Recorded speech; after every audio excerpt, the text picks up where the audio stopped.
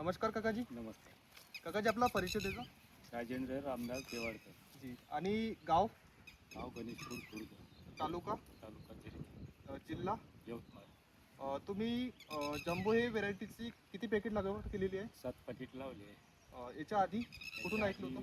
मी 5 वर्ष झाले हं. 20 पेटी लावले. आणि जम्बोबद्दल थोडं सांगाल? कास्तकारांना. चांगली आहे तशी पराठी, गोंड ठोकळ आहे, कापूस येसाली चांगला आहे. जी. कापूस बराच पिकते, चांगला पीक. चांगला पिकते. आणि हे कोण्या शेतात तुम्ही लागवड केलेली आहे? ते आपल्याला भेटते सुद्धा. जी. आणि हे कसं थोडं सांगा ना जम्बोबद्दल आणखी.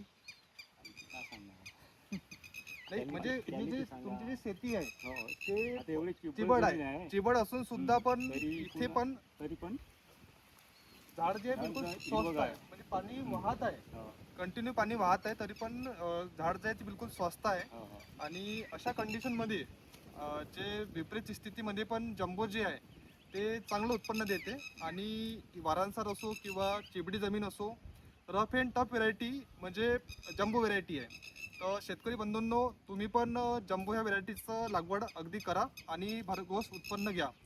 दादा, तुम्हाला कशी वाटली जम्बो व्हेरायटी? नाही, बढिया आहे. पाणी साचून सुद्धा पराठीची क्वालिटी एक नंबर आहे. हीच पराठी छान आहे. जी, ठीक आहे. धन्यवाद दादा.